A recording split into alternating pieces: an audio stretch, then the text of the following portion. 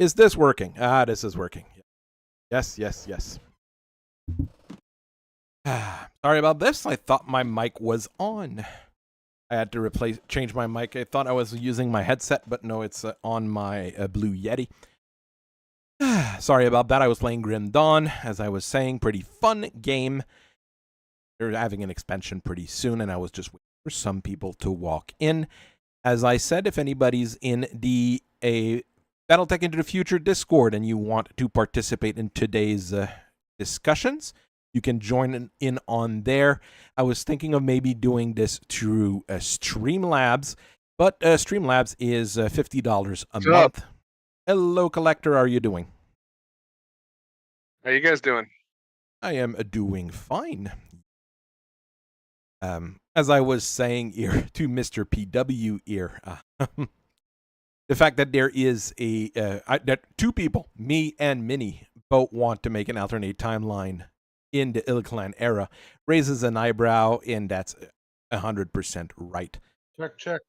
Yep, you sound like you're there. We hear you. And fun fact about this here, it's really because they fired Blaine Pardo, to be quite honest, that they're having these issues. Because I'm pretty sure Pardo had all the things mapped out, things ready to go, and they fired him, lost what he had set up, and we're ending up with the Brian Young project instead, which is all over the place. Well, not just Brian Young. He's just the mouthpiece at the top. It's him. It's the Rem Alternus companies, consulting companies, all their faggots and tranny fan fiction writer.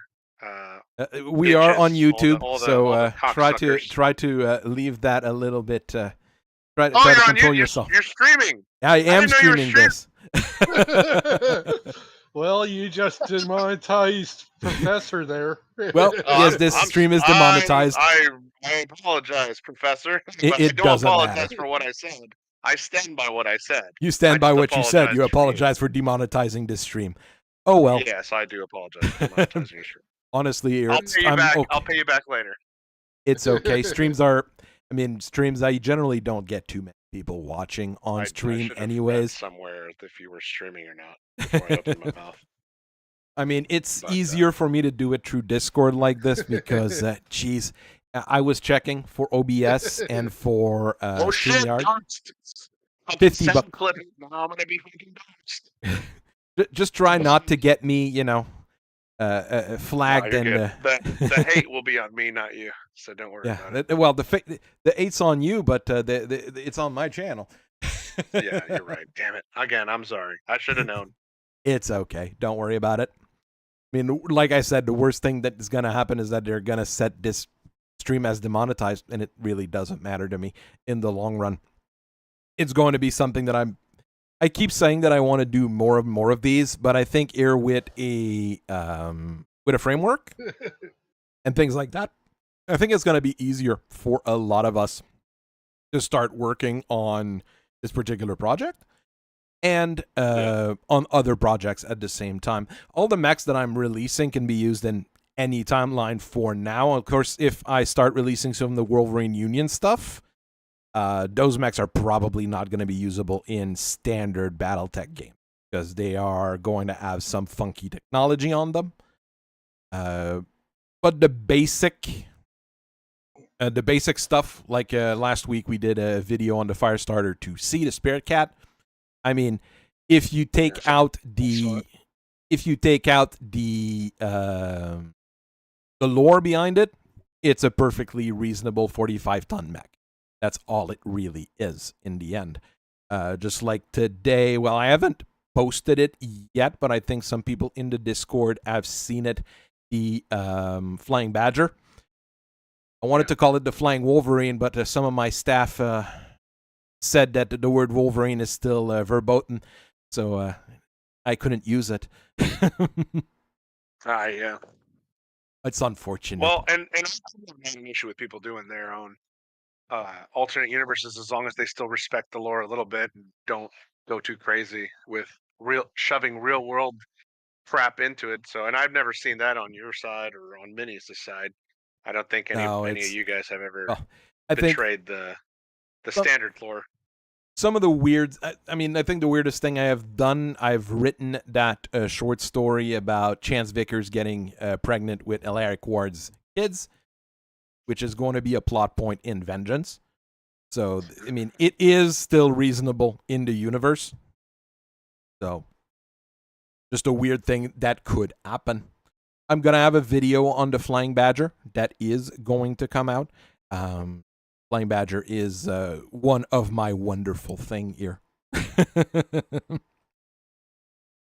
Yeah, man. I say go for it. Do what you enjoy.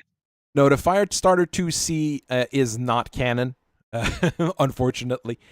Technically it's a Firestarter Omni and not a Firestarter regular Firestarter. It's a Firestarter Omni built to clan specs, more or less. It's basically a 45-ton trooper. That's what you should see it as, basically. It's pretty decent. I mean, their most recent Firestarter that they released was the what did they call them? The Mirage 2, which used a clan plasma cannon. It was pretty darn nasty. Spirit Cat. That's the one here. I've got the Warthog and I've got the Wild Boar on the site as well for if people want other 2C mechs.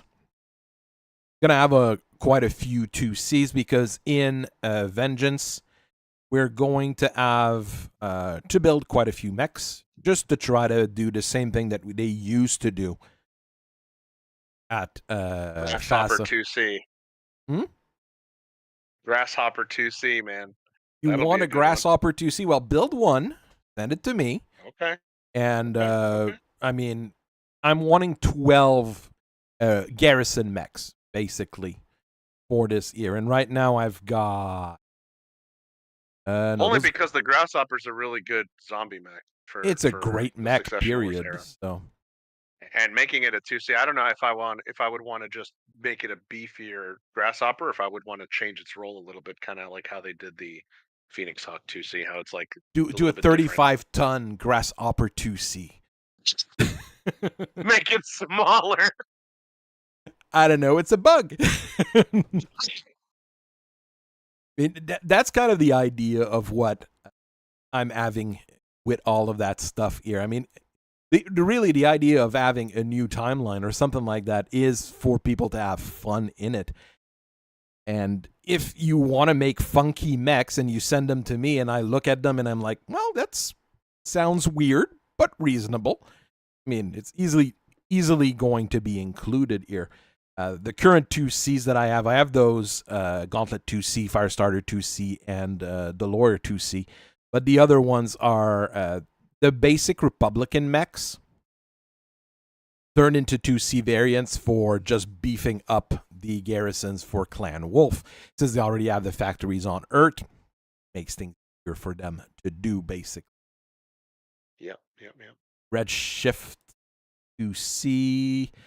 This one I've been playing with. How close are you sticking with Minis' it's completely his separate from Resurgence era? Minis. Oh, so it's a different thing. It's a Are you completely sticking separate. closer to the ilClan era, or are you just where does your timeline deviate? It deviates right after the Battle of Terra, basically. Okay. It's everything that Blaine Pardo did is going to be included, and everything else is not. Perfect. Strange way to like say that. it, but Yeah, I mean, like if you read Hour of the Wolf, he set a lot of stuff up, and none of it seems to really be going that direction with the new shit. So the main difference in Vengeance, I mean, there's a reason for that name in that title, right?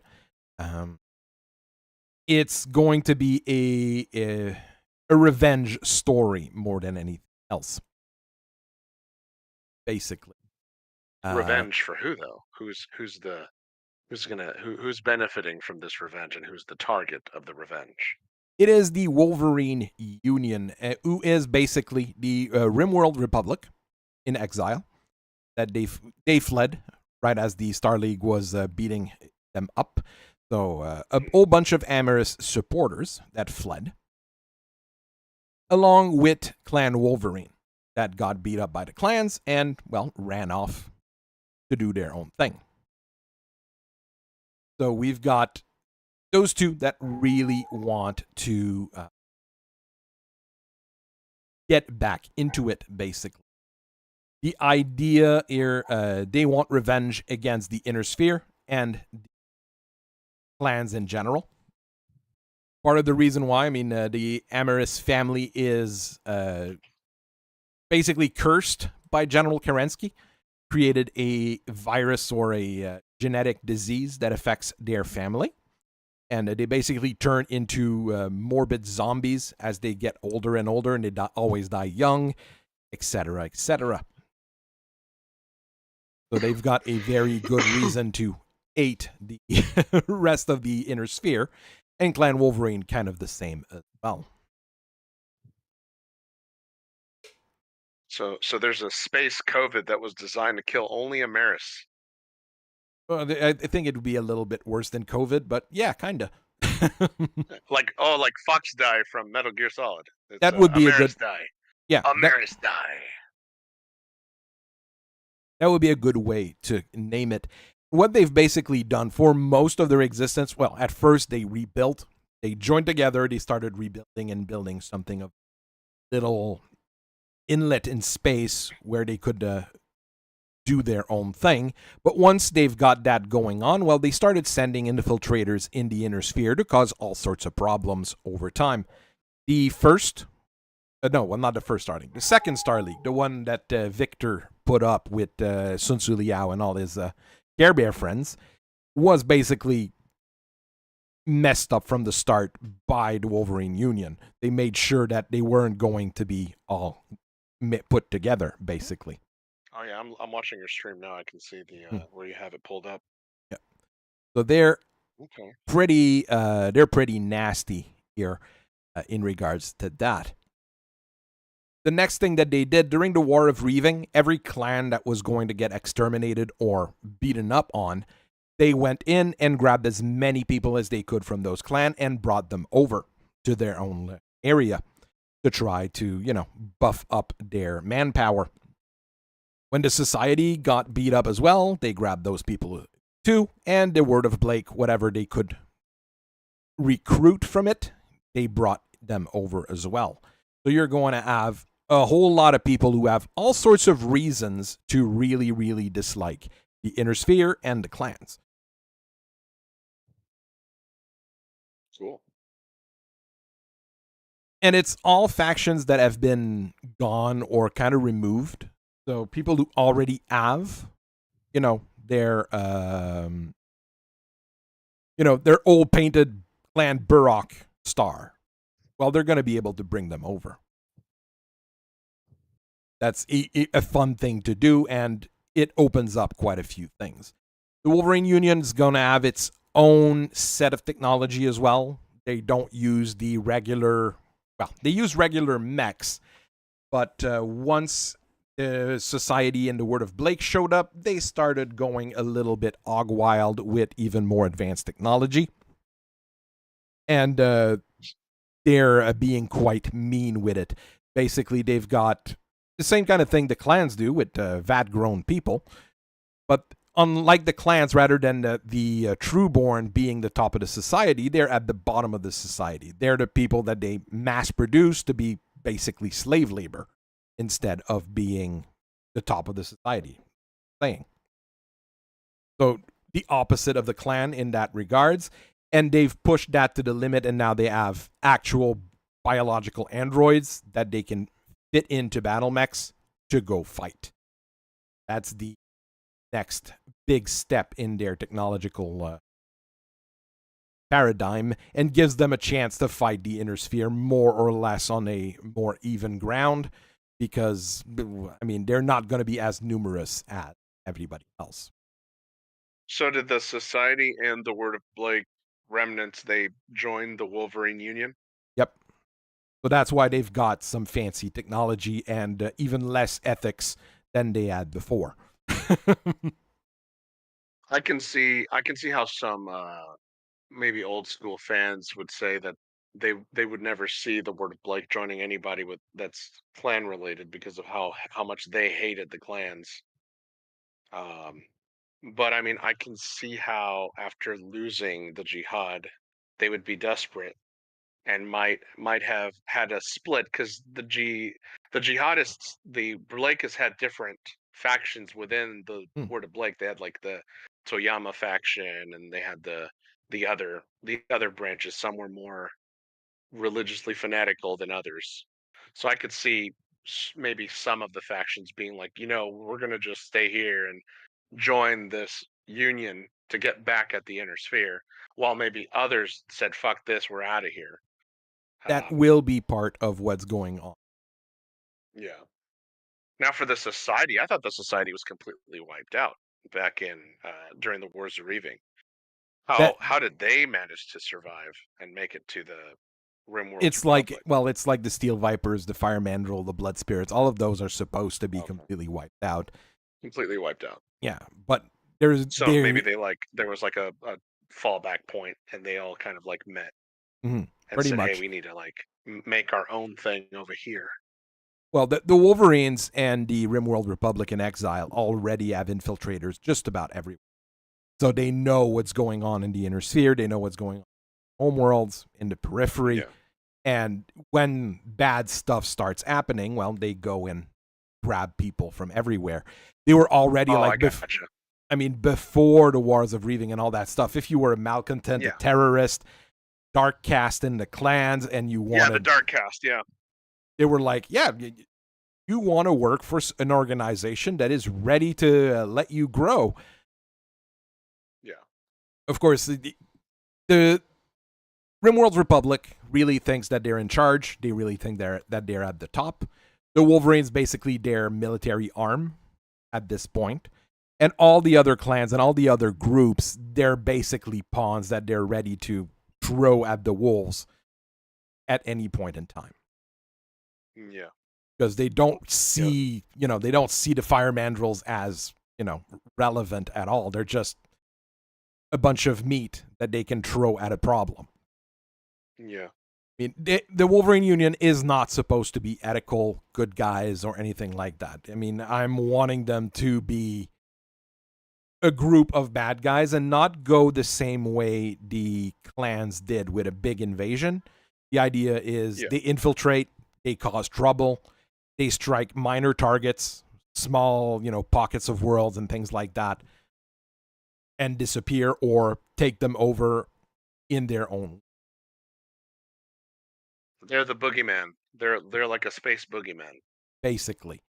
And people will have to fight them, but there's also other things on, right? Yeah. Yeah, I like it. Like they're this crazy force that you don't know when they're going to strike. They pilot mechs that are weird and different and don't bear any markings. And people go like, "Well, who the fuck are these guys?" And when they show up, well, depending on the situation, they might have one thing in mind or something completely different. Yeah, or they might not even be there to kill you. They might just be there to like take your flesh, and so that they can have more soldiers for their shit. And more genetic material to mix things up. They're like the Drukari. They're like the body snatchers of Battletech in your universe. A good way to look at it. Yeah. I like it. And I like Space Boogeyman. I like it. Of course, for now, with what I've got written, they're playing in the back more than anything else. Yeah, because they wouldn't be fighting a head-on. They wouldn't have the numbers to fight like a full-on war. I've got a short story written already that kind of explains that on the website, A Birthday at the Arena, where the prince of, one of the princes of the Wolverine Union is having a fight in the arena, while his mother, who's falling apart because she's basically in the same shape as a zombie right now, is talking to the leader of Clan Wolverine to figure out like what are they going to do now that the fortress wall around Terra has fallen. which is in this part here of the story, because I've got things set up at this point. It's not a full timeline, but it's the start of the timeline. I see. So Tamara Interlands and the Wolf Empire from 3051, well, late 3051 to late 3052. Yep. And this is moving forward from your timeline. Yeah. See. Then there's the war in the Reaches, which is the Oregon Reach and the Frank Reach getting into a war because of the magistracy of Canopus and the Duchy of Endurian. You're gonna involve the Oregon Reach. Well, they're basically where Flanagan is established, so that's where things start there. That's cool. Well, if people have the Oregon Reach source book, maybe they can guide off of that and build a little. I need to rewrite my Oregon source book because I started writing one for 3150, but things got a little bit confused, a little bit weird. A lot of it is still good. I've got it open. It's on my OneDrive and it's on the website. The different facilities, the different factories that are available. I know Icarius was talking about we're talking about the Flying Badger earlier, and it uses Clan ferrofibrous because Clan ferrofibrous is produced in the Oregon Reach. Actually, a lot of stuff is being produced there that shouldn't be produced there, but that's how the Canopus made the Terra with a bunch of new tech, like the variable laser pulse lasers, and they have superior jump jet production capability, which I thought, isn't the superior jump jet thing a clan thing? Improved jump jets? I don't know who started that. I know it's an inner sphere thing with the Griffin 2 and the Super Wasp originally. Gotcha. But I mean, those never went into production. Would the Wolverine join a union or expose themselves? We really don't know what the Wolverines would do because we've got Betrayal of Ideas that tells us like what happened to the Wolverines, but we don't know anything that happened to them afterwards. And if the Wolverines ran off, the way I see it, when the Wolverines ran off from the clan, what they had was labor caste, tech caste, a couple merchants, and maybe a few Salama warriors. They really weren't a massive clan and a massive organization anymore. When they reached the same space where the Republic was basically building up their stuff, they sat down there and they were like, yeah, well, we don't have anything. You guys have at least, a basic infrastructure. Would you let us live here? And they started working together. That's how I see. Who's in charge of the Wolverine Union? I know it sounds like a stupid question because it says it in the name, Wolverine Union. Technically, but who's actually pulling strings? The Republic of the Sphere, not the Republic of the Sphere, the Rimworld's Republic is the political head, while the Wolverines are the military of the. So the Wolverines and the Rimworld's Republic are in charge of the Blakist and Society remnants. And a whole bunch of clans. Basically. So the Society aren't trying to do their own thing, and the Blakists aren't trying to do their own thing, is what you're saying. They're doing their own thing within the Union, basically. Okay. So the Union is more like a syndicate, like an organized syndicate of people with vendettas against the inner sphere and the clans. These are groups that have been fought against and pretty much exiled by both the inner sphere and the clan society, who are just deciding, look, we got to make our own thing so that we can survive and fight back if we need to, or when we need to or want to. Is what basically. Yeah, that's the way I see it. It might be a little bit different from established lore. What we're having in the chat here, I understand what people are saying there. I just find that it's an interesting concept to play with. Hey, it's better than foxtails, okay? And and pilots with pronouns. So as long as that's not in this, I think this is better than that crap. So the War of the Reaches is a major periphery event. Bleh. Bleh. My French is coming out. Speak French. Speak it. Do it. But the War of the Reaches is going to form the Rimward Alliance, which is Auriga, Franck, and the two Taurian factions, the Taurian Concordat and the Calderon Protectorate, who are going to rejoin anyways because they're going to marry their heirs together. Unlike the tripartite alliance that there was before with the Liao, Taurian, and Magistracy of Canopus, at that point, the Taurians are the strong men in that organization. That's the big difference. You better tuck that French back in. So the Taurians are the kind of the soldiers, soldier caste in that group. Well, no, not really soldier caste. They're the richest ones and the most populous one. That's why they're the big player there, right? Yeah. Well, yeah, because I mean they've survived since everything. The Star League. And they've survived everything. They've survived everything, yeah. You're not the Oregon the Trade Taurians. Alliance is the economic powerhouse of the three because of all the factories that are there in what I've written. And and all the virgin planets with all the resources. And what really built everything was that there was an actual Star League outpost on Artru. That really helped to build the whole thing. Yep.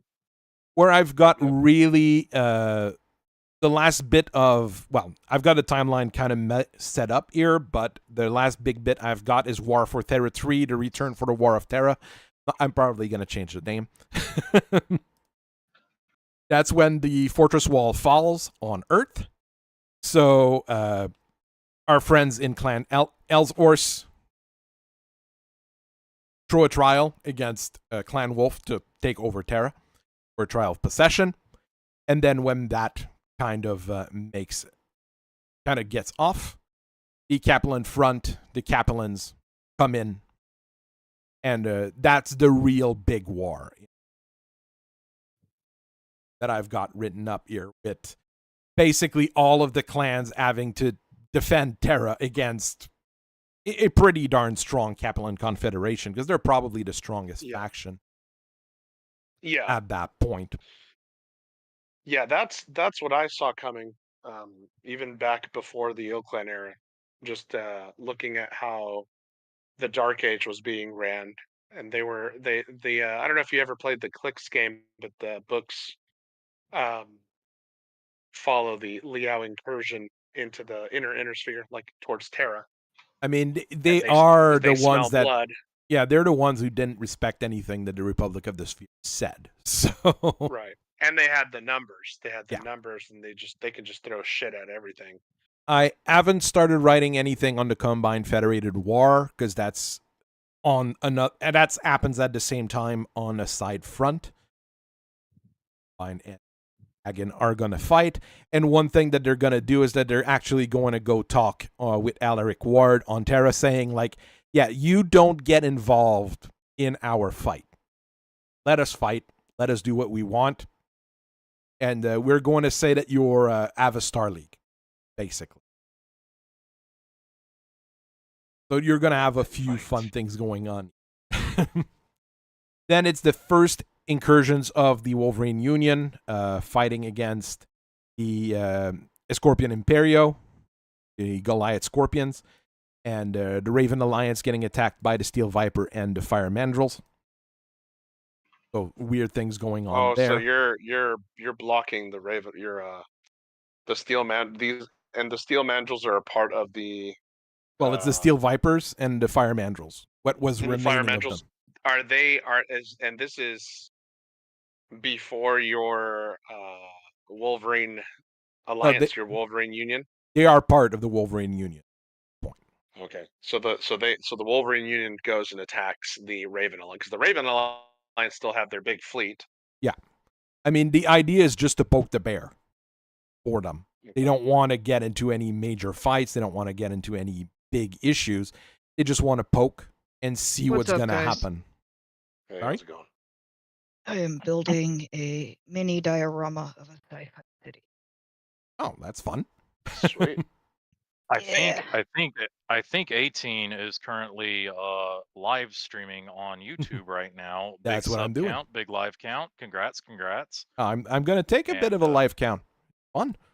Yep. And I didn't know that he was streaming when I dropped the F-bomb. Well, as Honestly. long as it was after the first, what is it? The first 5 minutes, it's fine. But no, I heard his discussion of the lore of his lore and stuff on there, and I was like, well, I've got nothing else going on today. I'm currently family free at the moment, so I figured I would drop in and keep my mouth shut and see what he is talking about. I mean, if you've got questions, if you've got anything to bring up, I'm happy to talk to people. And I shall be very polite and quietly sit here and build. Oh, well, if you need to talk, it's perfectly okay. I mean, I was looking, like I said, at StreamYards earlier and things like that, because those are the other options for streaming. But the big problem with that is $50 a month. It is quite expensive, and I'm my channel is not pulling that kind of money. So Oh, I soon. apologize Don't you again worry. for demonetizing your stream. I got something special in the works for you. We're gonna monetize it. Don't you worry about none of that. You're gonna start getting those ad bucks, and it's gonna be huge. Believe you me. I've got a payment. It's gonna be huge. I've got a payment from Huge. YouTube like last month. I was like ecstatic. And it took me about 3 weeks to manage to get them to talk to my bank, but that's on the side. How much you get? How much you get? $80 after Nice. taxes. Hey, that paid for you some can minis. Actually, you can buy the Star League Command Lance right now. You can buy the Star League Command. So you can buy the Star League Command Lance. You can buy the Urban Mech LAM, and you can buy a salvage box off the Catalyst store with that kind of money. So look at you, big money, big pockets. Big money. I'm not touching that Urban Mech Lamb. And what I'll do is probably look online and try to buy just the Thunderhawk separately. I don't want any of the other mechs that are in that box. No point in me. I almost bought the Star League Command Lance last night, but then I said, you know what? I've got this money here. I'm going to go on ahead and fill it out. So I ended up getting the last 2 Inner Sphere boxes that I needed to get, which was the Heavy Lance and the Support Lance. So I think I have everybody now. I probably need to get... No, you know what I'm missing? I'm missing the Striker Lance is what that is. So I got to get one of those. You're missing Probably the Somerset Strikers, man. You need to get that one. Oh yeah, I'll get to that in a second. There's a few of those. When I see Striker them in the Lances. wild, I'll get them, but I'm not gonna order them off Catalyst. If I see them at my local game store, stuff like I'm that. supporting exclusively. Oh no, my I local game supported store. it. Yeah, I supported an LGS that had it online. I'm not buying it. I've off got Catalyst. 2. I mean, there's 2 online, 2 physical store in town. Both of them carry Battletech. Professor Hayteen, Yes. I had a question for you. You're the one doing the Wolverine Alliance thingy. Yep. I'm Gladius, by the way. I was in your stream. What timeline is your alternate universes taking place? Starts at right after the Battle of Terra. So what you were saying with Redemption and Malice, it's a book that I haven't read. But I'm probably gonna have to ignore it if I want it to work. Why would you ignore it if it's canon? That's where I can have some issues. I'll have to read it. I think that's gonna be part of what I need to do. When doing an alternate timeline, sometimes you do have to. That's why I had asked you what timeline you were starting at. Because the battle for Terra was what year? 3151. Okay.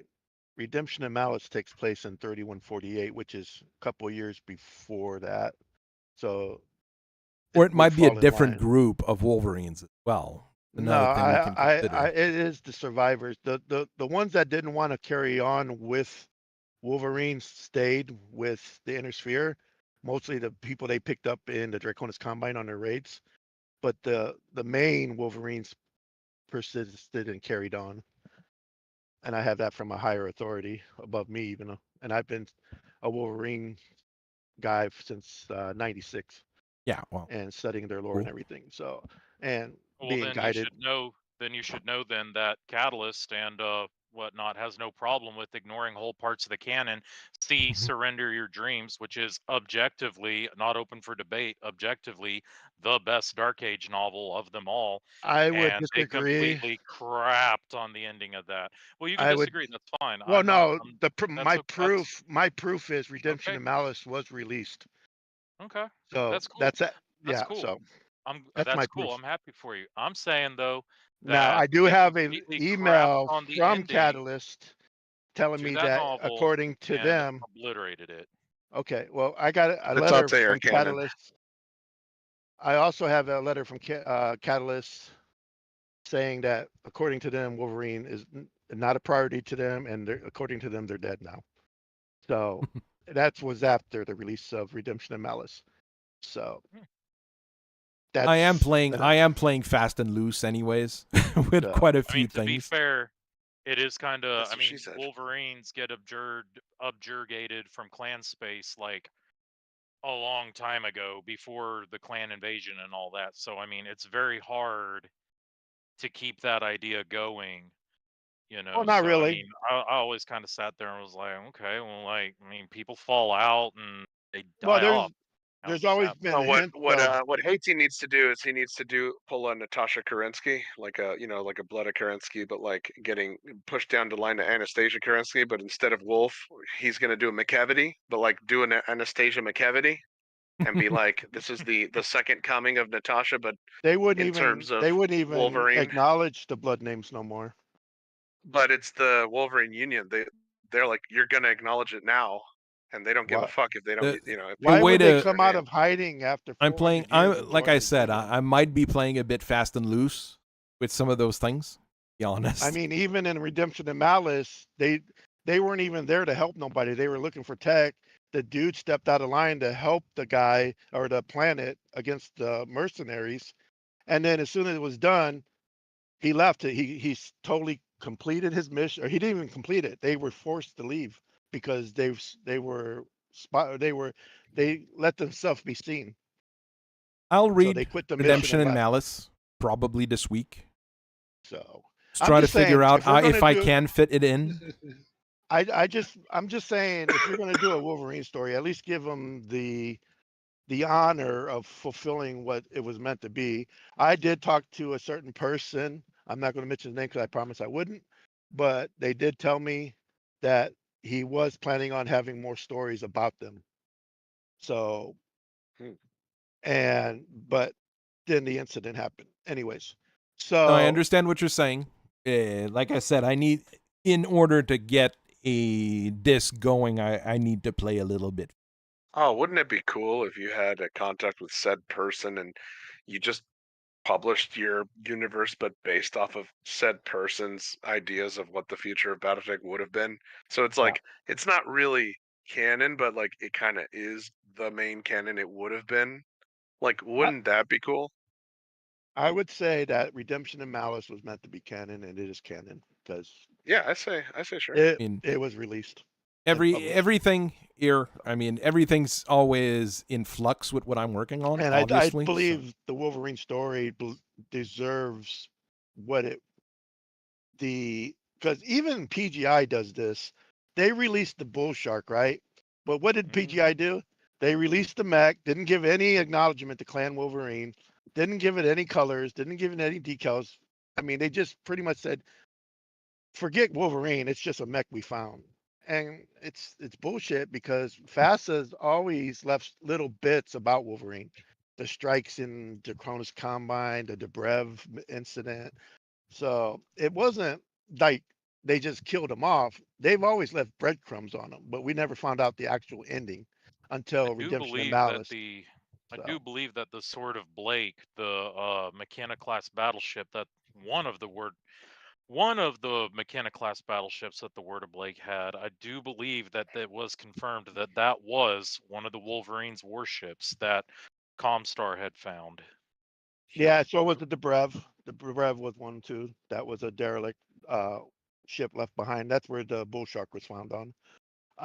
Good luck getting the kids to bed, Egg. So it's just I just like to make sure Wolverine gets the rightful storyline.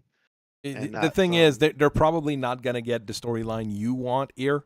it's not because- it's not what I want. It's what they deserve.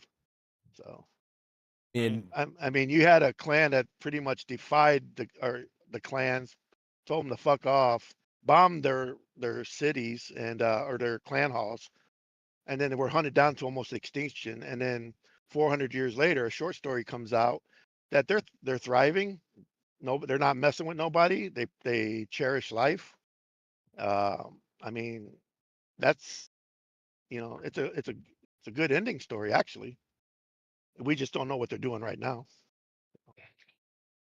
It's so it's only a wholesome. good ending if it's a happy ending. Well, I wouldn't say happy because you went through a lot of pain to get there, but we know they survived it. I think that's what the main story was. They survived all of that, and then they go and totally scrub a mission to help this little town out of nowhere. And as soon as they do it, they have to leave because they exposed themselves. Yeah.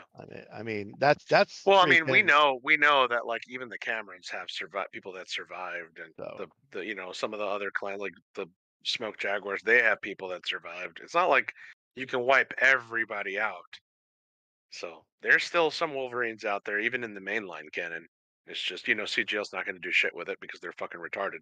Well, yeah, I mean it don't fit into We their are whole live. setup now. So Oh, I didn't say the other F word. I said fucking. Another thing, I got this is what got me and Red Tech into an argument.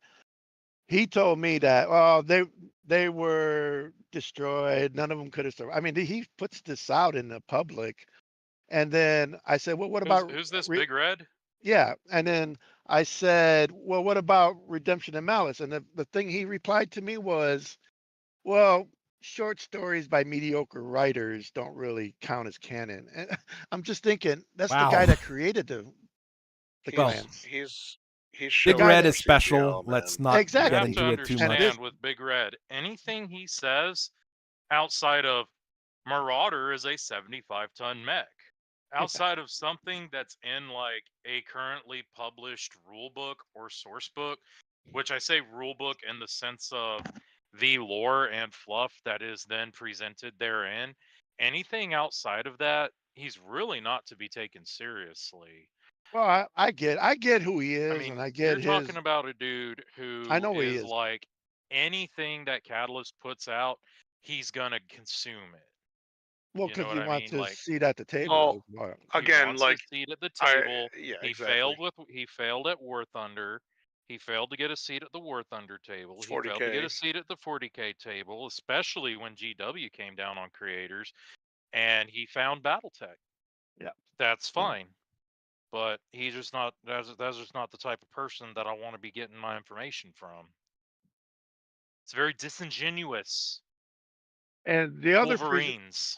the only other reason why I wanted to bring this up because I like what you're doing with it, but there's a lot of Wolverine fans that might not like the route that you're taking them, like them allying with other clans or joining some union after Redemption and Malice, and it might hurt that story. So I don't want to see other people. Yeah. I'm just giving my input on it. So That's a. I mean, you bring up good points.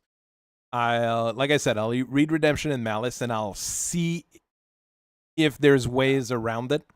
Basically, I'm really starting to. I have an idea here. I'll have to read the story, like I said.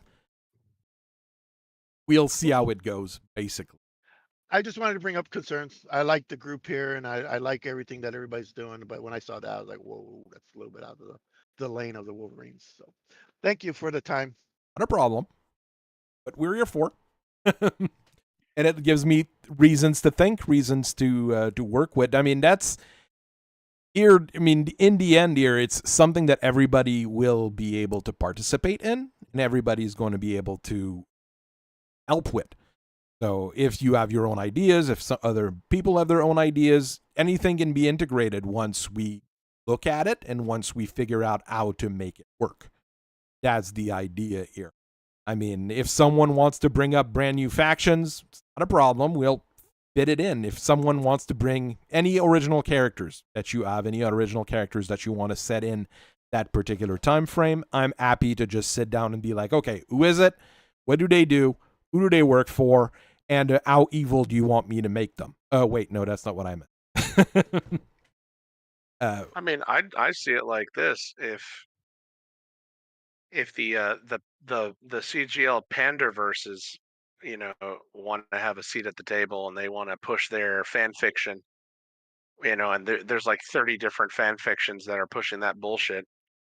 I don't see why there's any problem with everybody in here making their own universe and doing their own cool little spins on things or custom mechs. Like, there's nothing wrong with that. That's what Battletech has always been. Like, all the way back to the beginning with the original Battle Technology magazine that had a bunch of custom mechs and ideas that people put in, and it got published by FASA. So, I mean, you guys are doing great. I don't have a problem with any of it. Of course, I'm And it's being just like mean we to tell some the other people. people, if they don't like it, you don't got to play it. Like, if people don't want to play in your universe, they don't have to. Like, you don't have to. You can write it the way you want to write it. And that's not to go against anyone else that has their idea of like how Wolverine should go or should not go, or even How Clan Wolf should go. Blaine's or how Clan Wolf should go. Because I know there's a lot of people that they see Clan Wolf and go, well, they never lose. They always win all the time, no matter what. And there's a lot of validity to that. But there's some people that like Clan Wolf. I'm a Wolf. I'm a Wolf fan for the clans, honestly. My two favorite Yeah. clans are Clan Wolf and Clan Sea Fox, and that would make a lot of people angry. Mine was Wolf and Exile and Sea Fox until the Exile Wolves joined back with the Wolves, and then I kind of went, oh, this sucks. Well, Like, that shit didn't go anywhere. the way I'm messing with Clan Wolf here, yes, they're winning, but there's a reason for that. They've got a Star League behind them. They're not alone anymore, and I'm trying to switch over Alaric Ward from being just as planned all the time to kind of having to manage things by the seat of his pants and having to run all sorts of alliances with all sorts of people, which is going to be... My first unit was Draconis Combine back in 1986, and I bought my first house book was the Draconis Combine manual, and when I read that story about this mysterious unit attacking them on Richardson and the other planets, I was like, what the heck is this stuff? And then around 91, 92 is when I started getting into Clan Wolverine and all these short stories and stuff. And I switched from the Draconis Combine into Clan Wolverine after I started reading their stories and everything. And it was awesome. And then, of course, the mechwarrior series started coming out, and we made Clan Wolverine units and everything. So, yeah. The way I'm having things set up right now, I do have an actual timeline of events. I'm not going with anything like I'm not keeping anything secret. Everything is going to be put down in those timelines.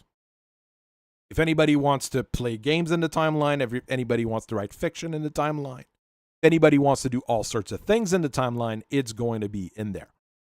And we're going to be able to slot things in just about everywhere. That's the way it's going to be meant to be done, basically. Not keeping... I mean, I know where I would want the story to go, and I want some teams to stay in it. The main theme of the whole thing here is that vengeance is not good, and you should not try to, get vengeance for whatever. It's not a right thing to do. Simple enough, right? Myself and another original MT guy from 1990s is Slayer, by the way. Me and him have been working on the Wolverines since after 3148, the Clave Society and everything. So we got personnel. We kind of kept the blood names as remembrance names for those who sacrificed for the clan, the society to survive. Their awards given out now, not earned. through battle and stuff. And they went back towards more like the Olympiad and the Star League way of gaining rank and mechwarrior status and stuff like that. We kind of figured like they would go back to what they knew before they were the clans, because the clans were corrupt according to them, and they probably would have went back towards the Star League era type thing. And it kind of makes sense because when you read about them on Deco, which is the planet that the Redemption of Malice takes on, they're actually recovering old Star League tech, and there's mechs mentioned in that story that ain't even in the game. So yeah, it's something you should research. I'll probably have to. Yeah. Yeah. The first part here, conflict zone, War of the Empire, Wolf Empire and Tamar Interland. Basically, we're getting rid of the Eliania Mercantile League and GE Chistu's fake Jade Falcons. First thing off, just cut this in the bud. That has no reason to exist in Battletech. Yeah, I'm being mean here, but yeah, it's quite accurate. Basically, I mean, it would have been the first order of business for Clan Jade Falcon anyways. Like, go back, make sure that you have control over your own territory, right? No reason why not to. And in that particular period, we're starting to introduce as well the mega corporations with Pinkertons, Lloyds of New London, Renault Peugeot, a few of those mega corporations that are so big that they're governments of their own in the long run. And Lloyds of New London is basically running the communication between everybody nowadays using those black box, the Davion ad back in the days. They're basically running that technology into the ground, while there's another company that's starting to rebuild the actual HPGs. So there's things going on in the corporation world that is not something that we normally talk about in Battletech. It's always going to be Battletech. We always talk about governments. We always talk about militaries, things like that. Now we have some corporations going around and causing trouble, basically, or trying to not have trouble. And the corporations are really, really happy there's a new Star League. That's one thing that is underlying the corporate world. They like the Star League because when there was a Star League 400 years ago, well, they made a lot of money, right? So they want something like that back. And the first big battle here is Pinkertons versus the Mercantile Union as the first big battle. And yes, Pinkertons are the good old Pinkertons that we know and love. They show up and cause as much trouble and as much damage as possible. Give me your magic cards. Exactly. Well, they work for Lloyds of New London. Lloyds is the biggest insurance company in the world, if some people don't know. They're one of the first ones as well. They're really, really influential. The kind of company where you can go and say, like, yeah, I want to insure my hands because I'm a pianist. I want to insure my hands. And they'll be like, okay, here's your premium. They insure whatever you want at whatever, as long as you're ready to pay for it. And that's what we see here in this particular situation. What's her name? Marina, Icendic Marina. She basically stole the vault ships, which is basically giant ships filled with money, gold, germanium, all sorts of things, from Clan Jade Falcon by creating her own union. It's a civilian issue here. It's not a military thing because a civilian government and a merchant did that. So Pinkerton's like, whoa, this is all civilian stuff that's covered by insurance. We don't want to have to pay out the Jade Falcons premiums on those damn ships.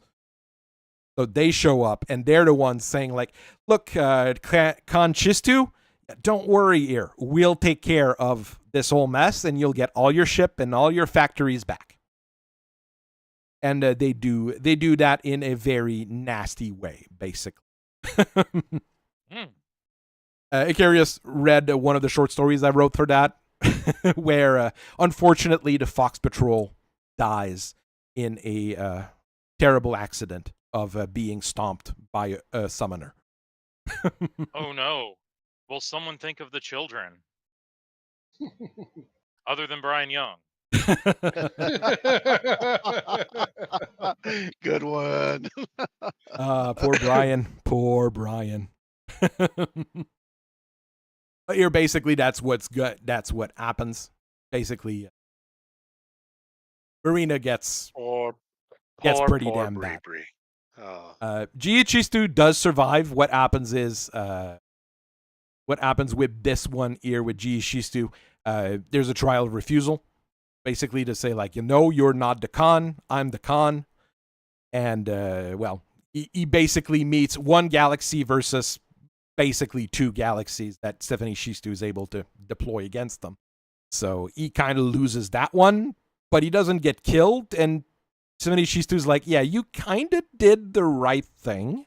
Because, I mean, logically, if you think a bit like a clan here, if you don't know if your Khan's still alive, you don't know what happened on Terra, I mean, you're going to have someone to take charge of the situation.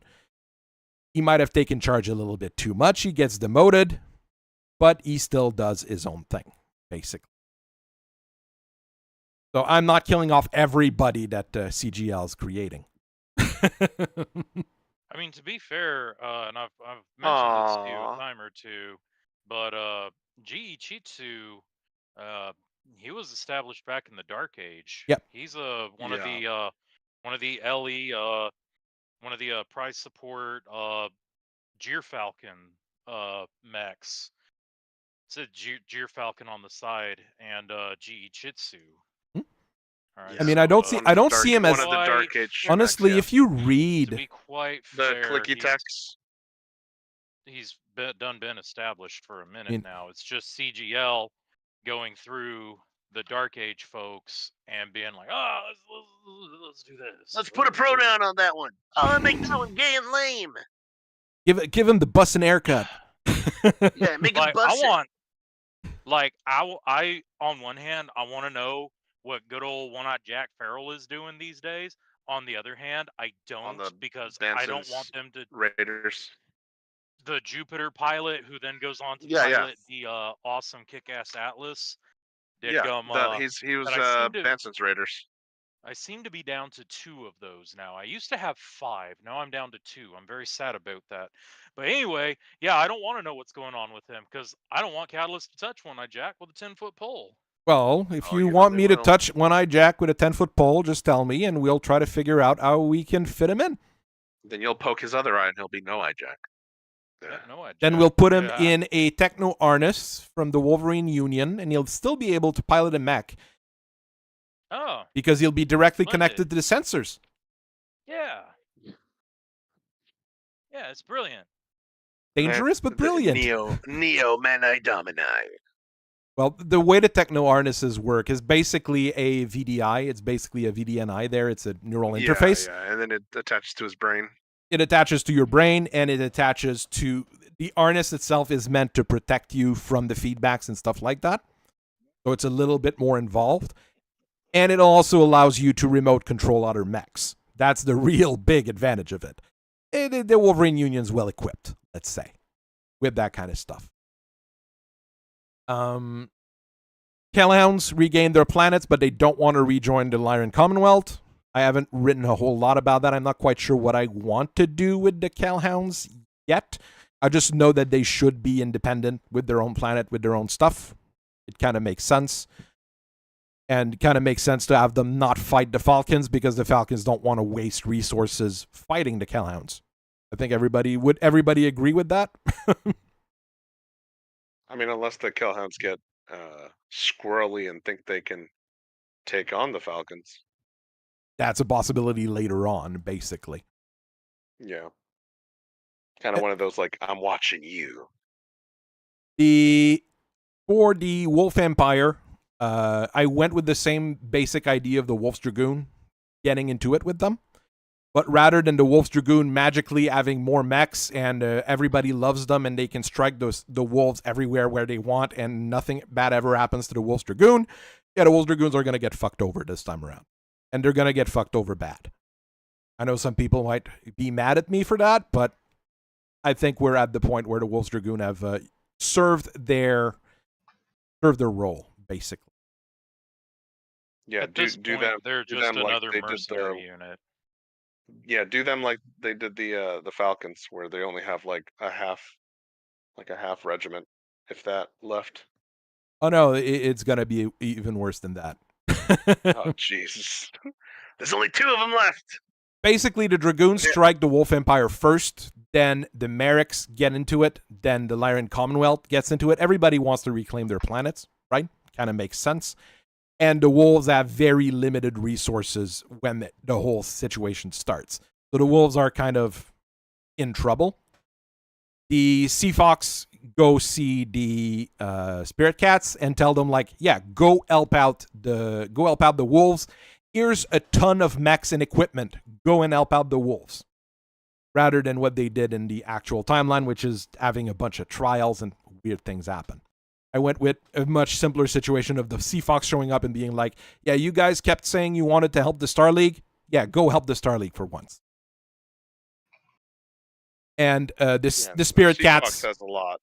The Spirit Cats at that point just go and say, like, no, we're the Nova Cats again.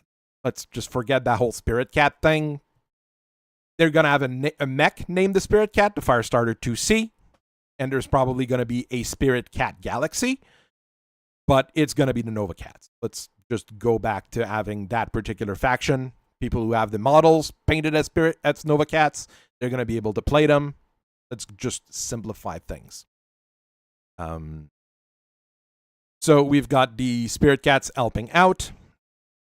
The Falcons, once the Falcons are done messing in their own territory, they're going to come and help as well.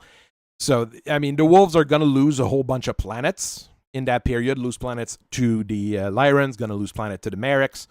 But they're going to be able to, keep part of the main core of the Empire alive, which is where they're going to have their main power, basically. And then Wolf's Dragoon degenerates as this is going on because nobody's hiring them to fight the Wolves. Even though the Lyrans and the Merrics are fighting them, they don't want to get into that particular situation. So the Wolf's Dragoons start acting more and more like pirates, raiding all sorts of people, trying to steal things. A lot of Wolf's Dragoon kind of don't like what's going on with that. And at the end of the whole thing, basically, Clan Wolf and Clan Jade Falcon gets to the planet where the Wolf's Dragoon is hiding out. They give them an option. You can either join us or we blow you up. And a number of the Wolf's Dragoon are going to join the Wolf Empire. And the rest are going to die in an orbital bombardment of the entire planet. That's going to be... That's twice that the Wolf Dragoons die from orbital bombardments. Yeah, but this time they're dead. Not they died, and 6 months later they've got 12 regiments again. Yep. Not this time, Dragoons. Not this time. There'll be no amount of clapping that'll bring you back from where I send you. I mean, you've got 2 warships that are going to bombard the planet. It's going to be... Wolf's Dragoons. It's going to be an end to that, basically. Last bit of that portion is the War of Marian Aggression, the Marian Gemini, getting into it with House Merrick, because the Wolverine Union murdered the Ignatius O'Reilly's wife and pinned it on Fontaine Merrick. So Fontaine Merrick has no idea what's going on. The Marians are kind of mad because, well, they just got their Empress killed, and the Marians show up. That was their fault. It was their fault. They got her killed. And they're going to drop off in the territory with as much troops as possible and try to take on some Free Worlds League planets. This makes it that the Free Worlds League military stops attacking the Clan Wolf. So they have to move in to fight the Marian Hegemony. The whole thing goes on a little bit and ends with Fontaine Merrick actually meeting Ignatius O'Reilly and the two of them agreeing to a mysterious plan, let's say, for the future. Maybe Fontaine Merrick is not a good guy, especially since he kind of looks like Christopher Lee. at the end of his life where he was always playing a bad guy. I do have an actual bio for him. I need to start going back through a couple of the pages. I've got bios for most characters that I'm working on, and I'm redoing some character art or creating character arts for characters that don't have any. Like Rickard Novacat. I mean, he's just super important. He just doesn't have a picture, so I went with a picture. I'm trying to go with various things as well here, just to have fun with it. The idea is to add as many characters that people want to add as possible as well, right? There's going to be a few that are probably going to be a bit harder to add in, but I'm going to try to do things with people. Got General and the one of the majors in the Pinkertons. We've got a few new characters here. And when I write the bios for the characters, I am trying to be as comprehensive as possible so we have an idea of what they're doing and where they are in the general universe as they're going now. And really, the motivation for Fontaine Merrick is to get Christopher Merrick on the throne of the... That's his goal right now. So he has a goal that he is looking forward to. So I'm trying to have some different things going on in the back. Well, so Henry Kincaid getting killed, Ayat Tsuhara surviving, joining Clan Wolf. She doesn't have any art either, so I went with a character that's more black than what they did with Tetsuhara at CGL. That was one of the worst. Hey. Watch out.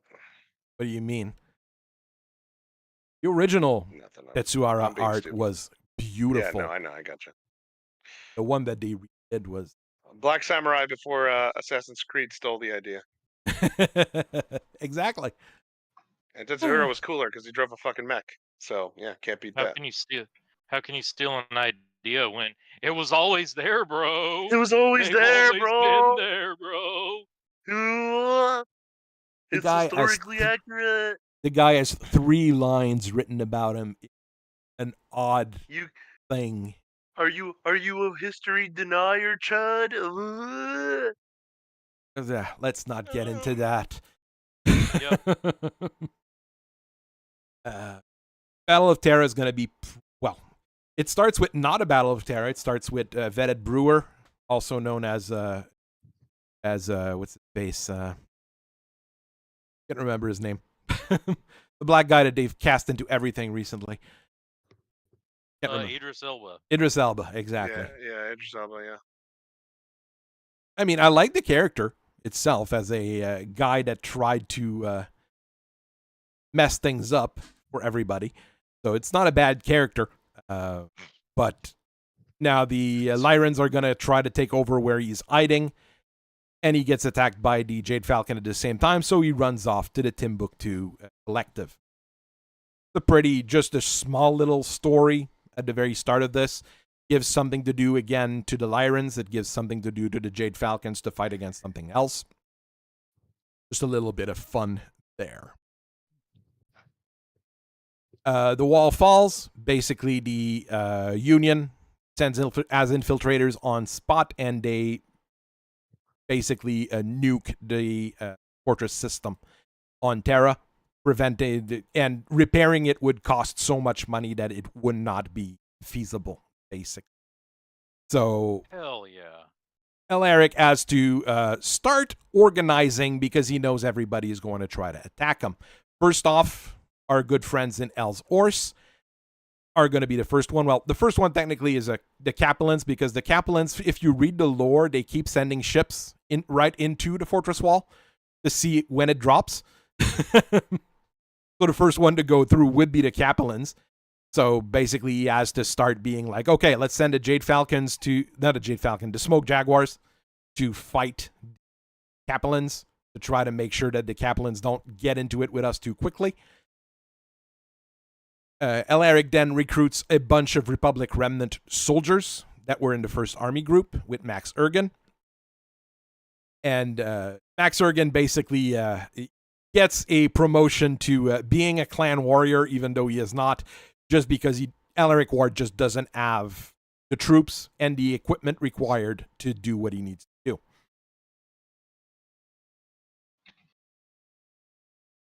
The Elzors do a trial of possession for Terra.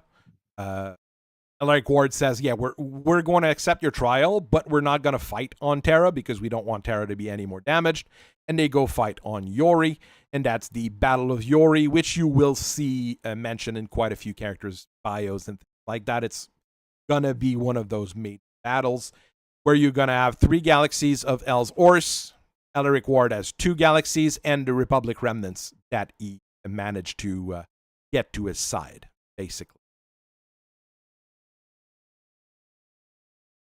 They win because Gottfried Miro is actually on the verge of death. He's affected by a neural disease. He's falling apart. He just wants to have one last duel against another Khan. Alaric Ward wins the fight, and the Elzors pull back at that point. What happens to the Republic remnant people is that they form Clan Thunderboar in response, because Alaric doesn't want to have a whole bunch of Republic remnant people working for the clans that have no opportunity of advancing in the ranks, getting blood names or anything like that. As an ilClan, it's his right to create a new clan. And he creates a new clan with the Thunderboars, which we've already had some fun with. We've Stefan made a wonderful Hunchback 2C, painted in their colors. We've got a number of characters now popping up for them, including Bebop and Rocksteady, because we're having fun. If anybody wants to propose blood names for the Thunderboars, now's the time, because I've got quite a few slots open for them. Boss Hog. Yes, Boss Og is also a member of Clan Roscoe Thunderboar. Steady.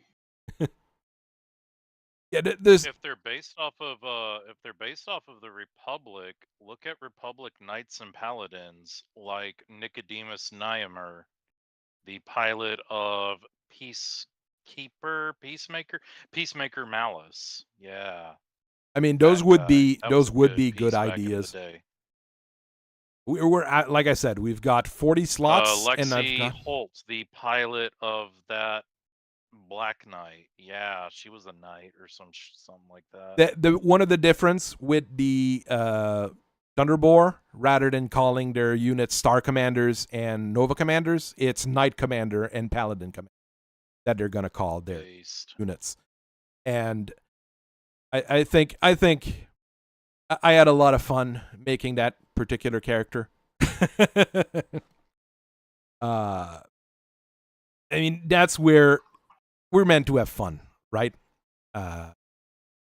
And I mean, it's Danger Mouse that said, like, yeah, use Boss Og from Dukes of Hazzard. Sure, why not? And Roscoe Steady is like a combination of Roscoe P. Coltrane and Rocksteady. That's perfect. And I mean, the guy was All a right, chief. guys. Good show, Professor 18. You have a good night, all right? And You have a good night, wonderful everyone. day. Bye-bye.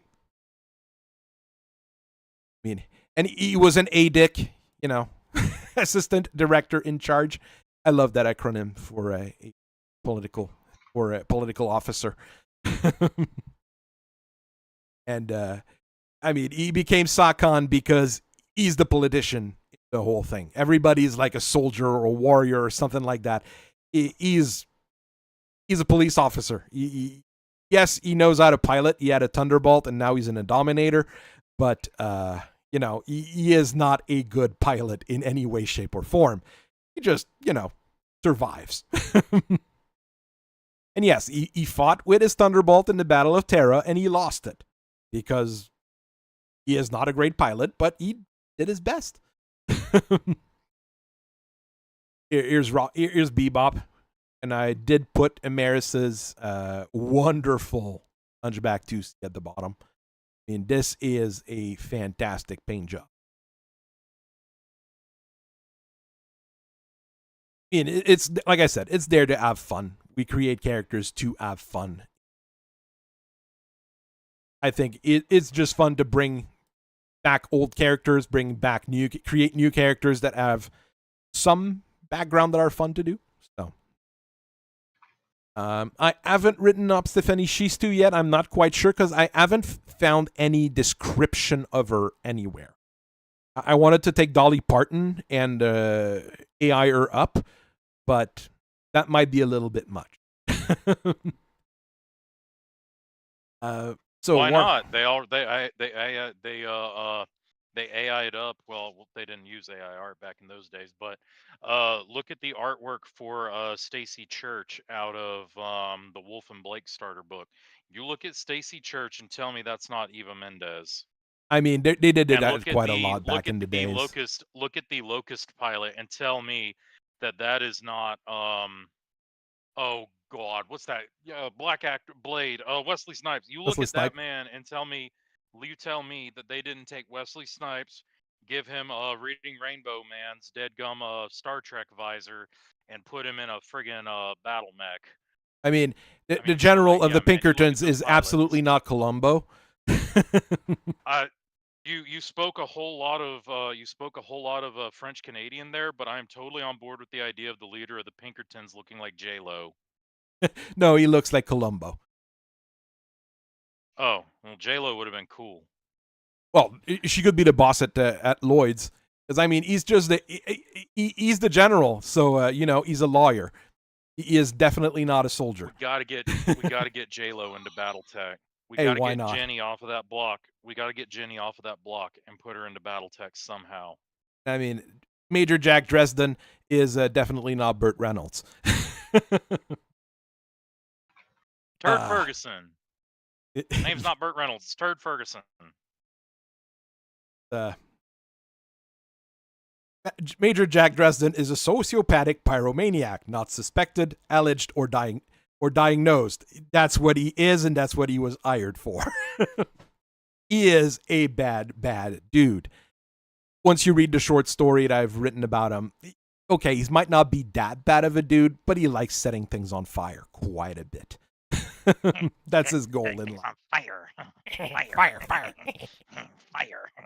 He's got an entire battalion of mechs that are set up for burning things. An entire battalion of cornholios. Good God. Everything that can have SRMs, plasma rifles, flamers, you name it. That's what he brings to the job. That's what Pinkertons bring to the job. I mean, the idea is not to kill the enemy. The enemy is to scare them off so they actually surrender. And a unit like that is wonderful.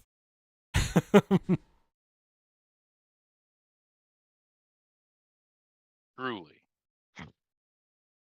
Once they beat up the Elzors, it's time to fight the Liao. First off, the Smoke Jaguars are fighting them at just about everywhere, doing raids. Things get pretty bad, and the Capellans have got everything together. Daoshen names Danai as is at general, and basically throws her at the wolves and at the Wolf Empire. So they start fighting all over the place, and there's an actual battle going on.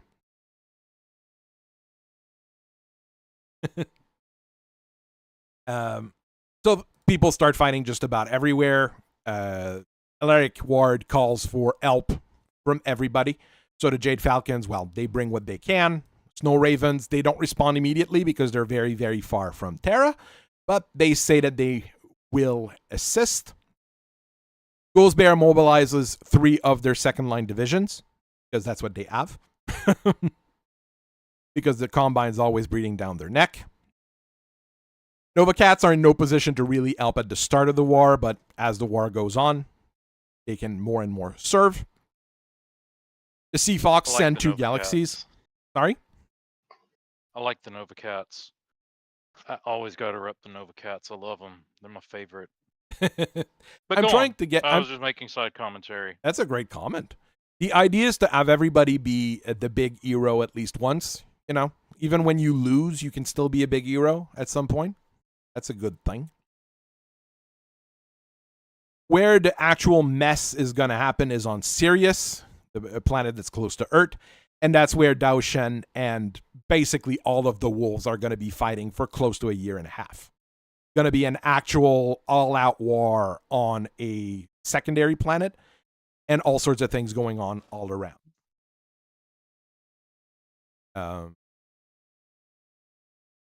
Miriam Shaw was the Khan of the Wolves and Exiles get killed by Dao Shen Liao. Gives, some weight to what's going on here as this is going on. Mori Ocker, the Khan of the Sea Fox, gets injured in a fight on New Earth with Alaric as his backup, basically. Mori Ocker is in no condition to keep fighting. Alaric names him Minister of Trade rather than, he loses his title of Khan, but he names him as Minister of Trade in response. To, try to keep that alliance with the Sea Fox going. So friendship remains with them. Sirius gets worse and worse. In start of 3154, Chance Vickers, after she gave birth to twins, starts fighting Denia Liao Centrella in around the same region. The Thunderboar starts deploying forces because now they've actually got some forces to fight the Liao. There's starting to be more and more pressure on the Liao at that point. Things go on, all sorts of funny things. Nuclear detonation on St. Eve because Free Capella says so, but it's not really Free Capella. It's actually the word of Blake and Wolverine Union, causing all sorts of issues as well. So, few things going on there. Dao Shen Liao, in response, just responds by wanting to purge all of the Free Capella people. So, this would normally have been just a simple old repression situation, but instead of the standard thing, you start having riots everywhere in Capellan space rather than just, eliminating bad elements. Kind of what could happen in China right now, but I don't want to get into that too much. It kind of makes sense in Battletech. So I think it would be legit right now. Denia Liao gets killed by Anastasia Kerensky.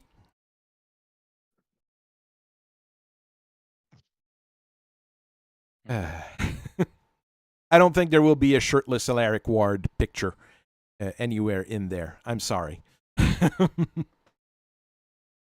might have to commission, though, a picture of... Think of the Coomers.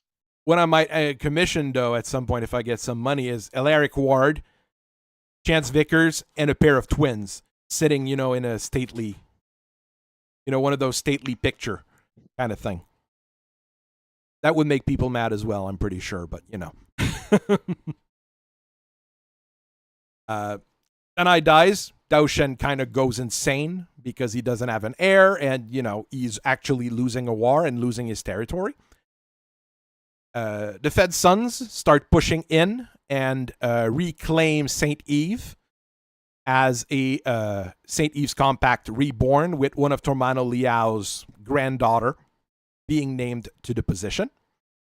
She's absolutely incompetent and she has no idea what she's doing, but when you're just a puppet of the Federated Sons, that's what happens. Dao Shen Liao starts killing people in the court on Xi'an, and the Maskirovka decides to take him out. Not kill him, but, grab him and put him in the loony bin. And they're like, okay, who do we name as the next chancellor? And what comes from that is a descendant of Callie Liao and Cameron St. James. Ooh. That was working for the Wolf's Dragoon. That then joined Clan Wolf. That's like, well, I mean, I'm technically blood related. And the wolves are like, that technically is good enough for me. And he gets sent there with McCarran's heavy armored cavalry because the Big Mac defected to the wolves after Denai was killed. That was kind of why she was killed, actually. and he takes the role of steward of the Confederation. He doesn't want the title of Chancellor because, you know, Dao Shen's still alive. And this stops Ilsa Centrella that had a bid to take over the Capellan Confederation. Because she's technically, you know, she is technically Liao. But she doesn't have the support of anybody else and the backing of the new Star League, which Liao Jigsu actually has. So there's going to be that kind of little thing going on here. Ilsa Centrello is going to die pretty soon. I haven't written down up yet, but that's going to be a fun little tidbit. I'm going to announce it right here. I'm going to have to write it up. She's going to die. Her husband, Ari Humphreys of the Duchy of Endurian, is going to be like, yeah, well, I'm technically her husband, so I technically take control of the Magistracy of Canopus right now, since I'm still alive and she's not. The Magistracy is going to get really, really mad at that. And that new character they introduced, Isolde Centrella, is going to be an infiltrator from the Wolverine Union instead of, you know, a magic super journalist, mechwarrior, everything. And there's going to be a bit of a civil war going on there in the Rimward's periphery, where the Taurians and the rest of the Rimward Alliance is going to be like, okay, let's try to bring peace once again to that region. So we're going to have more things going on with all sorts of weird political situations going on at the same time, and more battles, more wars, because we want to roll dices. I think that's the idea, and that's the best way to roll dices. That's basically up to where I have. I've got, like I said, quite a number of characters already written up if people want to look up kind of what's going on with various characters. I am more than happy to add any characters people want to add. I've got a Curious Word here that I'll need to have a write-up at some point or have someone help me out with that. I mean, if anybody wants to have anything, just tell me. We'll arrange things together and get things moving. That's really the here. That's another AI picture I'm actually quite happy with for the Liao Stewart. Really looks half decent. It gives us an idea of what's going on here. The more war, the better for the dice. That is entirely true. One of my end goal here would be at the end of this portion of the timeline that we'd be at a point where we'd have peace for an extended period of time. So we can go to that next big reset or that next big event and have, you know, descendants maybe of the characters, but none of the existing characters move on forward. I don't know if people understand what I'm saying here. Basically do a time skip like they do in anime. So we actually have, after this is all said and done, the Star League can flourish for a while, and you have a brand new Battletech after that. Something completely different from what we had before, maybe with completely new factions, new things, so we can move on from what we had before. I don't know if that makes sense, but that would be where this whole thing is going to lead to, is an actual era of peace. You know, there's still going to be fighting in that, likely, but more peace than there ever was in the Inner Sphere since the first Star League. So, I mean, it's my ideas that I've put out. Like I said, I've got enough stuff going on right now that if people want to participate, they can look at what's going on, look at the different stories, look at the different characters, and participate. Send me characters, send me short stories, send me ideas of what you want to happen, or where you want things to go.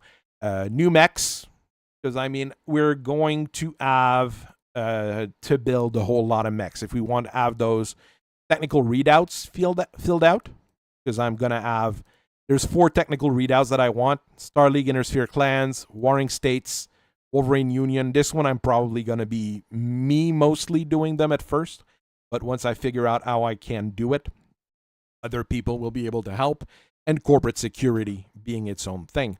There is going to be a corporate war going on in the back as well, mainly between the people supporting Apple and the people supporting Microsoft. That's basically where it's going to go. Basically, the big corporations want 15,000-year blood feud between between Apple and Microsoft has finally come to a head.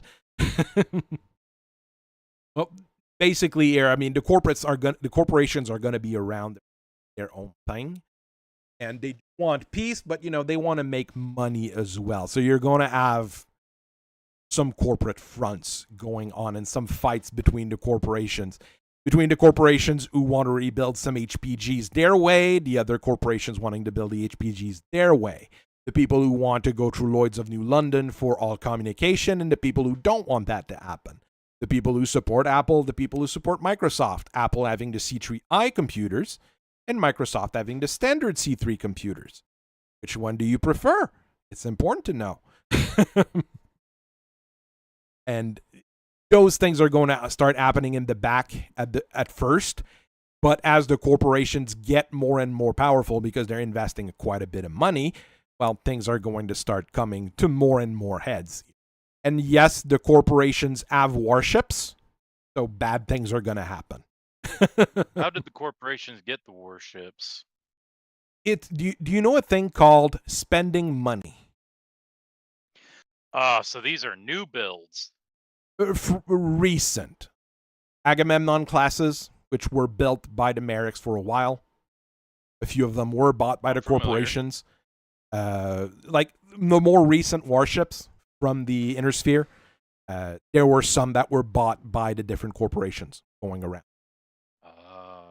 And I mean, Maersk, the big shipping conglomerate.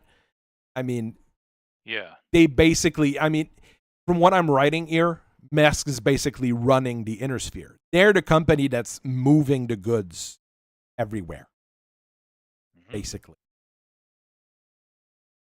I see. So I mean, warships. if there's a spaceport on a planet, there is a very high probability that Maersk is the one that actually paid for that spaceport.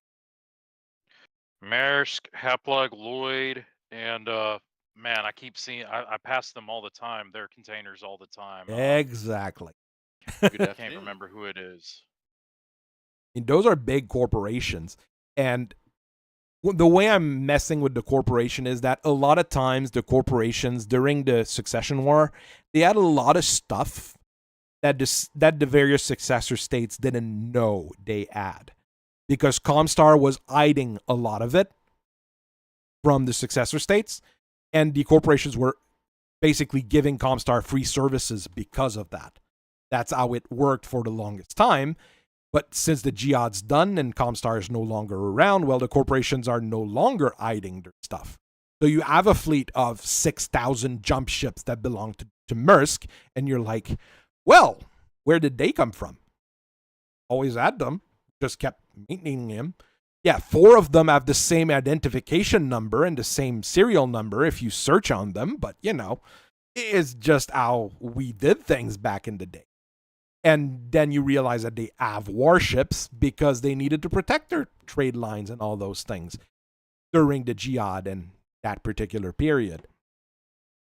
Wouldn't They're have not come to the nice logical people. conclusion that everyone else did, which is that warships are really expensive to keep and maintain, but assault dropships are like cheaper and more efficient. Leopards are We can have- fucking terrifying. That's the idea, that they're going to have those warships. I just realized Bacon is in here. Hey, Bacon Rax, I just want to hijack real quick.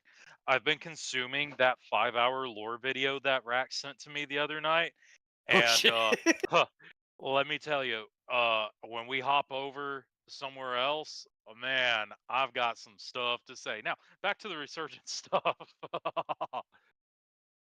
Back to the resurgent stuff. Yeah, my whole thing is that, like, I feel like they would maybe have like a new build Agamemnon or two, a new build Feng Shui or whatever it is with the Capellans belt. But I really feel like they would really invest a lot into assault dropships. I'm going to look at assault dropships a lot more, and I'm going to steal ships from Gundam to do it.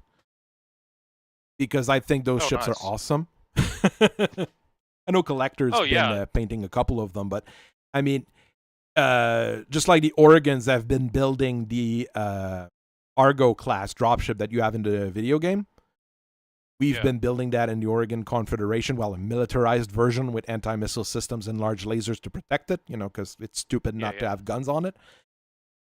I mean, the other factions are going to start building those kind of things as well. The Ray Calum is going to be built by the Sea Fox. It's basically you carry 12 mechs, you've got those pocket warship guns on it, and it's going to be the kind of thing that every jump ship is going to have one to protect when they jump. If they get the money for it. Using mechs in outer space and Battletech is not for the mechs here. It's going to be when they're in space, they're going to use those pocket warship weapons. Well, I'm saying that your ship that's going to be based off of the Ray Calum, right? Probably have aerospace fighters in them. Carries 12 mechs. Kicker is that if you're using mechs in outer space, it's like really freaking bad, man. Mechs get obliterated. Maybe at some point, remember that the U variants of Omnimex are made not only for underwater but also for space actions. So that's the hard gel really saves your ass in space as well as water. I'm starting to think if we really want to. Variant of Omnimex are either, if it has jump jets hardwired into the frame, it becomes a outer space variant. If it doesn't have jump jets hardwired into the frame, it becomes a underwater variant. That's what the U's are. Jump jets on a U, you're going into space. No jump jets on a U, you're going into the water. Call it death clock because you're going into the water. I'm thinking maybe at some point I'm gonna get my rules for space mechs and underwater mechs introduced in there. A thing where you pay a portion of your weight to have space capability or underwater capability. Yeah. Go Gundam, basically. What you do is with space mechs, it's something about liquid cargo. When you put a liquid cargo pod onto the Omnimech, well, you need Argel as well to make sure you don't blow up. That becomes how you fuel your jump jets. Now, I don't know how you track that in game, but I'm pretty sure that's how it works. People in your YouTube chat will be able to correct me on that. Hard gel will protect you in both space and underwater. The key thing is that underwater, you don't put jump jets on the mech. You get what's called UMU, underwater mobility unit, underwater mech unit, something like that. And like I said, and it basically functions exact same as jump jets. So you put 5 of them on a mech, you go 585. Yeah, I understand. And that's how you move effectively underwater. I understand what you're saying here, but I had actually written up rules for that. Like takes 10% or 5% of your weight, depending on tech level, to be able to be used in space or underwater. It basically includes the Argel and it includes the UMU/liquid storage built into the mech. So you've got rules written up for a whole outer space operations package and a whole underwater operations package. They're not in there built in yet because that would be a jump in technology. That would be a jump in technology for Battletech. That is maybe something we do. It would be later. A remarkable game changer for sure, because like you're talking about all those submarine vehicles that are just ungodly in underwater combat. Undine battle armor, Sea Fox battle armor, and now you've got a whole pod you can just build into a mech. So it wouldn't be pods. Remember if it because there were a few U variants that were actually made specifically with space Boarding actions in mind, and I The forget Nova which has one faction like it that. was. There's Yeah. other Look at the Sea Fox or Dragonfly Raven. U. Look Yeah. at the Dragonfly U. Did the It Dragonfly has U that a has a freaking hatchet? hatchet, Yeah. my dude. A hatchet to punch through to the bulkheads. That's brilliant. I mean, I've got all sorts of rules written up for different things as well. I had a whole system for 6 text levels instead of just, the 3 that we have. I've got things written up for different things, but that might not be introduced right away. But I mean, that would make things different, fun at some point. Those Requiem, like I was saying, at first they'd probably be loaded with aerospace fighters and those pocket warship weapons. But as tech moves on, well, you can start having mechs in it, and it starts being fun, and you have, combat in asteroid fields, and, just for the heck of it, it's just different. But at this point, that's a maybe in the future kind of thing, in a way, more than anything. Because there's a lot of work to still do, right? It's not I mean, I've got things already written up. I've got some veto lambs that I had created in the past for the heck of it, because that's basically a mech that can turn into an helicopter. That's always fun. Probably going to write up the rules for the mech that turns into boats or submarines as well, because why the heck not? Always fun. Yes, I too am a casual enjoyer of such mechs as the Zagok and the Hygog and the Zogaki and the Zok and the Gog. And the Zeno. Padme. And the Z I Zulu. love the Z Padme. I love the Zeonic underwater mobile suits, and not just the Z Zulu, but the Act Guy and the Juag. All of them, Padme. And it's that mono-eye aquatic mech vibe that just goes so hard. I mean, a lot of those are fun, and I mean, there's reason. I mean, Battletech should be fun, and right now I feel that a lot of Battletech is not fun. People keep arguing about. I mean, if at least people were arguing about the rules, it'd be a lot more fun. But people right now are arguing about things that have nothing to really do with Battletech, right? So. Here, if we can argue about things about Battletech and what do I love about Battletech that I'd want to add to Battletech, right? That's what we would want. Okay, maybe not the mechs riding bicycles or motorcycles like they did in Gundam Victory, but, there's things that we can imagine still at this point. Gundam I remember Bungus Actual has a set of rules that he wrote up for one of his local campaigns, wherein it was a Patlabor theme, where you are police mechs, but not just the very tired and outdated urban mech police officer meme, so much as they are like other mechs being used in a police role, and he fixed the handheld weapons rules and all that good stuff. It was a lot of fun to playtest that. Battletech has things he's got in the the back. ability to playtest that stuff, and he's got the player group to playtest that stuff, which rocks. I mean, handheld weapons wouldn't be that hard because we have the rules for, how much carrying a mech can do. So you can extrapolate from there what you can put on a hand or put on a shoulder mount that you add on, but those things can be blown up immediately. They don't have the armor protection every other bit as. I had written up something like that at some point as well, as you can tell. Yeah, a shoulder mount, implying that it would be attached via a backpack, that wouldn't be too unsurvivable if you're being shot at from the front, but if you're shot at from the back, it's like, oh yeah, you need to understand, Mr. Gun Cannon, your 2 Thumper artillery cannons, yeah, they're about to explode on you, my guy. It's gonna suck. Well, Hope you got case 2. I mean, mount a Thunderbolt 10 on your arm as a one-shot Thunderbolt 10. Oh, Thunderbolts rock. I like Thunderbolt 10s. I mean, that would be 15s and 20s. 20s. But I mean, that would be what I would at one point, if we mess around with rules and if we want to get things really funky, we could do. I mean, a single Thunderbolt's not that heavy. like I've got so many of the figures from Clicky Tech, and I have no problem with putting a Clicky Tech base down on the table.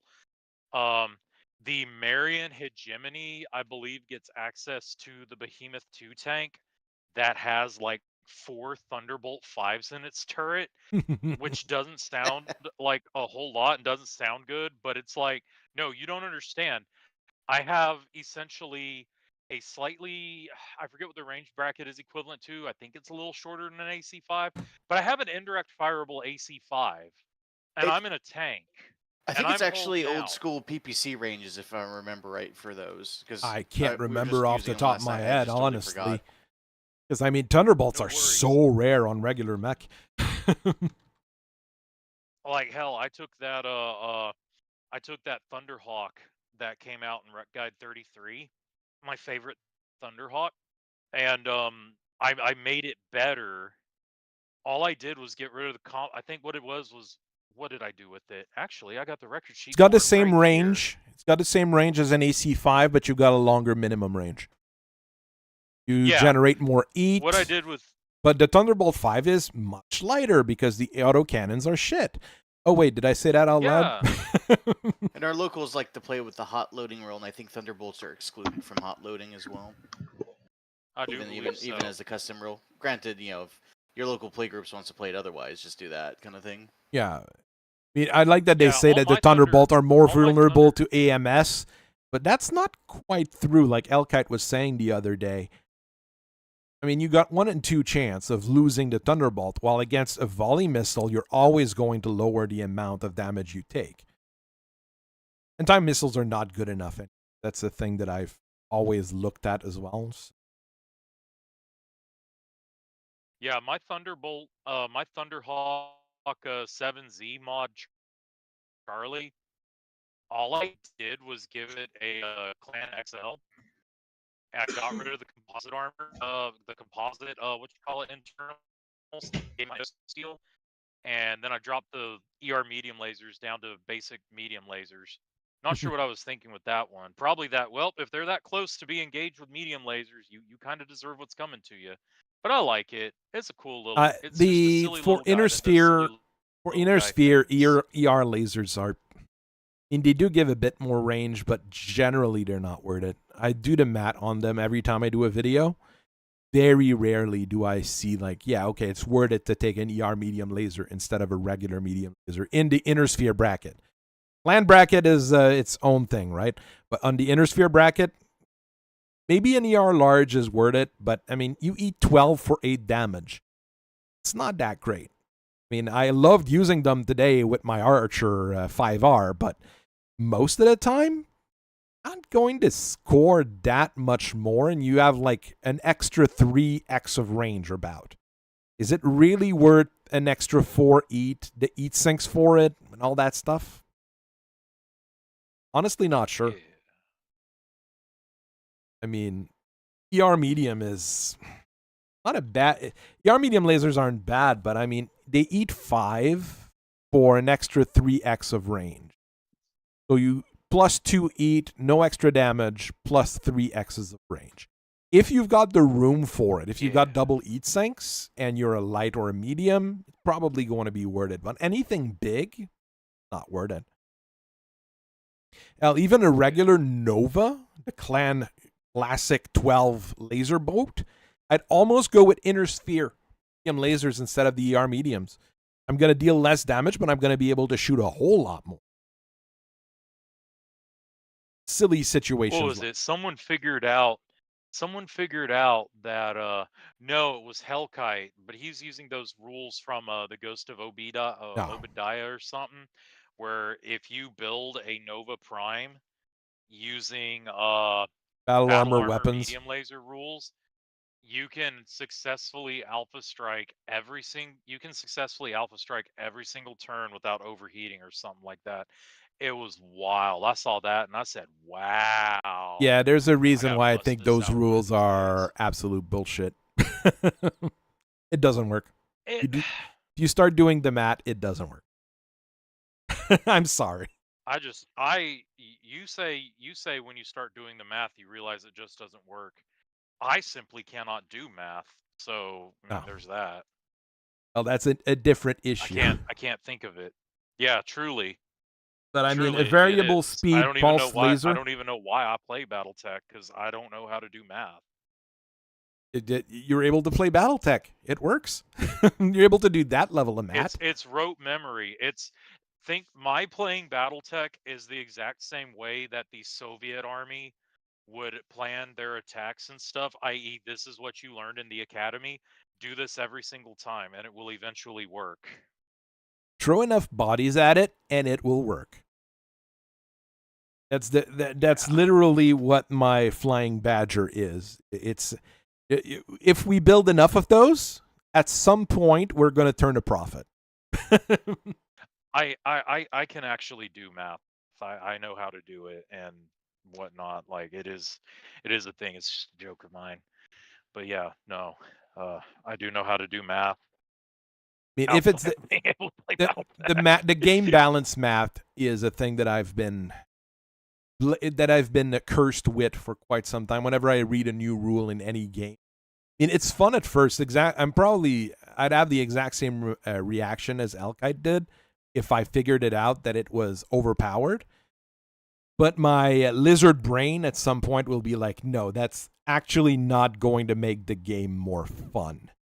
And that's really always my fallback here. I mean, is it worth spending resource on this to make the game more fun? And it's hard sometimes to figure out what would be fun, right? I've got a local player right now who has zero problem with taking a Nova Prime and has exactly zero problem with alpha striking you with it, which is fine because you should alpha strike with a Nova Prime at least once in your life. But no, what this dude will then do is, assuming he makes his shutdown roll, he has zero problem with being the goofy meme. I'll do it again. And he will alpha strike you 2 turns in a row with an Nova Prime. And he'll end up with a 3,000 battle medium mech blowing itself up or shutting down. But what will you be 2 turns of being alpha striked by a Nova Prime? At short range, you're going to be a pile of slag. That's basically not much else you can be. Exactly. With a chance of the Nova Prime still being alive. Yeah, if he's shut down, he's not going to survive the turn after. That's the problem with shutdowns. You end up dead very quickly if you start shutting down. Yeah. I don't have dude here to defend himself or nothing, but it usually involves swarms of Jade Falcon light mechs and Efreet power armors that will do freaking, what was the math he did? Yeah, they end up doing like 25 damage in close combat. So it's like, yeah, I don't think my man's got to worry about a whole lot there. It's a strategy. And if it works, it works. Hell yeah.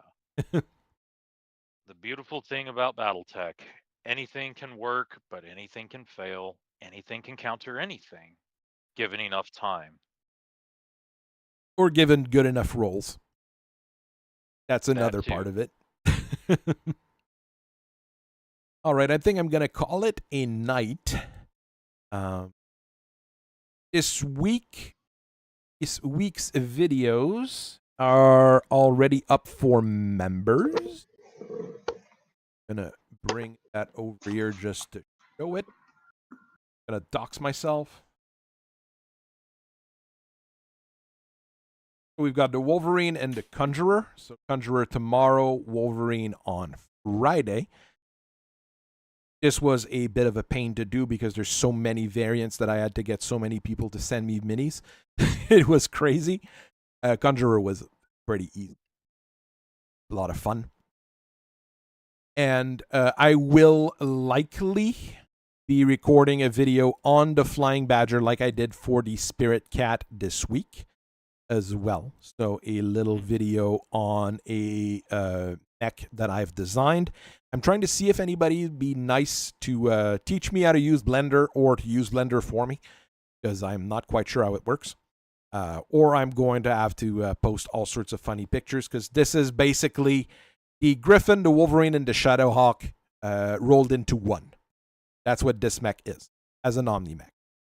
A lot of fun to design and a lot of fun to field for basically a clan mech, generally under 2,000 battle value.